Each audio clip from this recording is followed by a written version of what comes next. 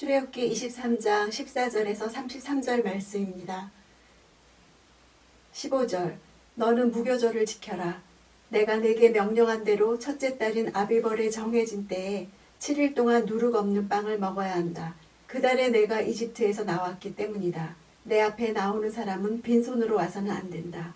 첫 번째 절기의 동기가 추수에 있는 것이 아니라 그 달에 내가 이집트에서 나온 데 있음을 분명히 밝히고 있죠. 이것이 다만 추수를 기뻐한 이교도들과 다른 점이었습니다. 첫째 달이라는 것은 그때 출애굽한 것을 기념해서 종교력의 시작으로 삼았기 때문이죠. 이렇게 절기는 민족의 정체성을 알려주는 것입니다. 16절 너는 내 밭에 심어놓은 곡식의 첫 열매를 가지고 맥추절을 지켜라. 내가 밭에서 내 곡식을 거두어 모으는 연말에는 수장절을 지켜라. 무교절 이후로 7주가 지나면 밀과 다른 곡식들을 수확했습니다. 이때 맥추절을 지켰죠. 맥추절은 초실절, 칠칠절, 오순절로도 불리죠. 이집트에서 시내산까지의 여정이 50일이었고 첫 오순절에 시내산에서 율법을 주신 것을 기념하는 절기였습니다. 예수께서는 무교절에 장사되시고 초실절에 첫 열매로 부활하셨죠. 첫 오순절에 돌에 새긴 율법을 받았고 신약 오순절에 마음에 새겨주신 새 언약과 성령을 받았습니다. 세 번째 절기는 수장절로 초막절, 장막절로도 불렸죠. 수장절은 광야에서 초막 생활을 했던 것과 그때 하나님이 공급하신 것을 기념하는 절기였습니다. 20절 보아라 내가 내 앞에 천사를 보내 내가 가는 길 내내 너를 보호하고 내가 준비한 곳으로 너를 데려가게 할 것이다. 20절부터 33절까지는 다음과 같은 교차 대구 구조로 이루어져 있습니다. 이 구조로 볼 때 이 약속과 경고는 C, 중심축에 여호와의 복을 두고 있죠. 21절 그에게 집중하고 그 말에 순종하여라. 그를 화나게 하지 마라. 내 이름이 그 안에 있으므로 그가 내 죄를 용서하지 않을 것이다. 하나님의 이름이 그에게 있다는 것은 그가 하나님만이 하시는 일을 위탁받은 자라는 사실을 보여줍니다. 그가 맡은 일은 하나님께 불순종한 자들에게 하나님의 진노를 내리는 일일 것입니다. 그렇다면 그는 하나님과 동일한 신격을 가지신 성자 그리스도이심을 알 수가 있죠. 24절 그러니 그들의 신들 앞에 절하지 말고 경배하지 말며 그 관습을 따르지 말라.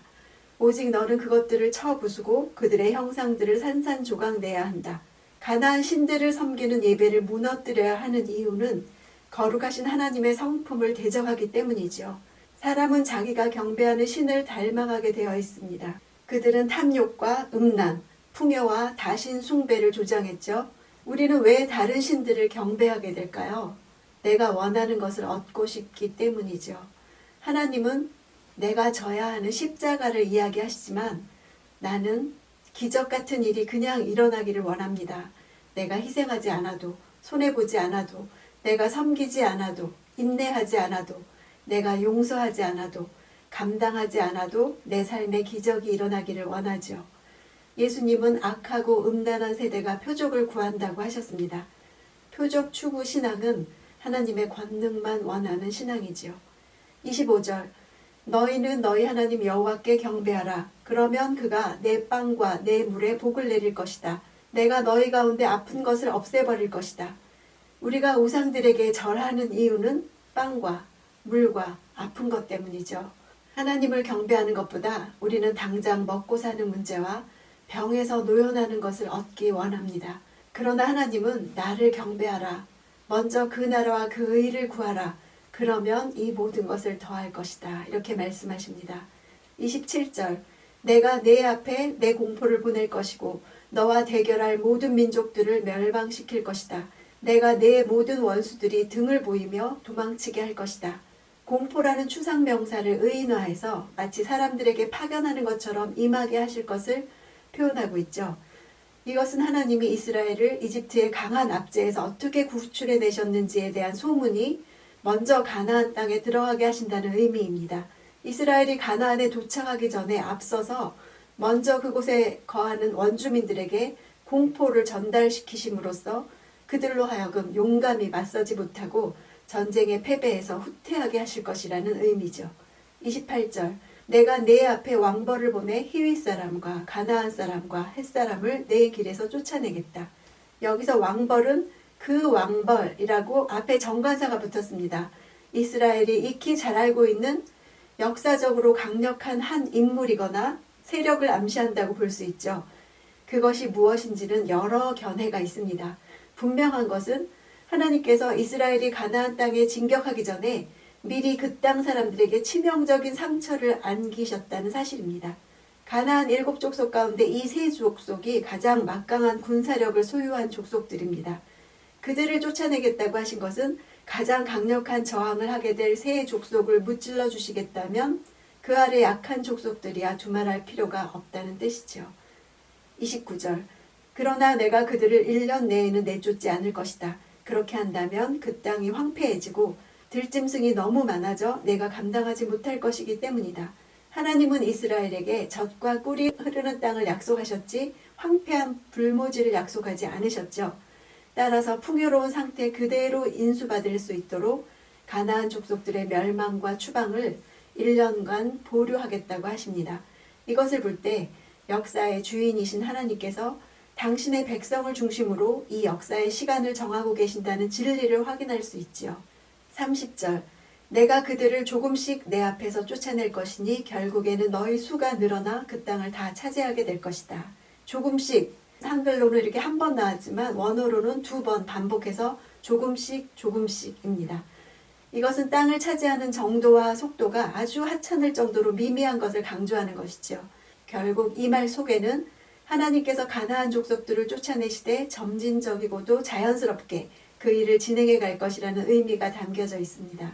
이것은 하나님께서 능력이 없으시거나 가나안 민족들이 너무 강해서가 아니고 이렇게 조금씩 쫓아내는 것이 이스라엘을 위해서 가장 유익한 방법이었기 때문이었죠.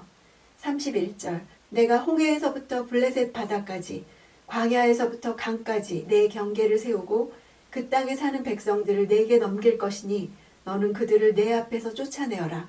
이 경계는 하나님께서 아브라함에게 하신 언약을 동일하게 반복하는 것입니다. 이스라엘이라는 민족이 생기기 전, 또 아브라함이 가나안에 정착하기 전에 이미 이런 약속을 주셨고 본문에서 다시 동일한 약속을 하심으로 가나안 땅에서의 이스라엘의 건국이 바로 하나님 자신에 의해서 이루어진 일임을 분명히 말씀하고 계시죠. 33절 그들로 하여금 내 땅에 살지 못하게 하여라. 그렇지 않으면 그들은 너로 하여금 내게 죄짓게 만들 것이다. 내가 만약 그들의 신들을 경배하면 그것이 반드시 내게 덫이 될 것이다. 왜 하나님은 가나안 신들을 직접 없애지 않으시고 이스라엘이 쫓아내게 하셨을까요? 자신의 의지를 다른 신들에게 주는 것을 죄라고 한다면 우리가 주었던 우리의 의지를 되찾아와서 계속해서 하나님 앞에 드리는 과정이 필요하기 때문입니다. 하나님께서 우리에게 가장 받고 싶어하는 것은 마음이죠. 하나님과의 관계는 인격적이어서 죄 지을 때마다 십자가 앞에서 옛 자아를 죽이고 다시 하나님을 향해 결단하는 과정이 필요합니다. 가나안에서 살아내기 법전은 오늘 우리에게는 이 세상에서 살아내기가 될 것입니다. 하나님의 방식과 세상 방식이 차이가 있다고 분명히 말씀하시죠. 선택에 있어서 날마다 순간마다 도전을 받고 결단을 해야 합니다. 하나님은 우리가 하나님 자체를 구하는지 부와 성공을 바라면서 하나님을 따르는지 알기를 원하십니다. 오직 이적과 기사를 바라는 관계는 대상을 비인격적인 우상으로 전락시키는 것과 같지요. 예수님은 무교절에 장사되시고 초실절에 부활의 첫 열매로 부활하셨습니다. 오순절에 성령 세례가 이루어졌고 3,000명, 5,000명의 추수가 일어났죠. 세상의 달력이 있고 성경적인 달력이 있습니다. 인간의 달력이 있고 하나님의 달력이 있습니다. 히브리인의 삶은 6월절에 출애굽한 날을 종교력의 첫날로 정합니다. 전적으로 하나님의 스케줄에 맞추는 삶이죠. 민족 정체성을 말해주는 것입니다. 나의 삶도 하나님의 달력, 하나님의 스케줄대로 진행되는 것을 생각할 때 조급하던 마음, 아등바등하던 마음이 내려놓아질 것입니다. 이스라엘 절기의 중심에 예수께서 계셨듯이 내 삶의 중심에 예수께서 계시고 예수께서 이루시는 일들을 따라서 내 삶도 진행되기를 원합니다. 주님의 스케줄대로 이루시는 것을 볼 수 있는 눈이 열리기를 간절히 원합니다.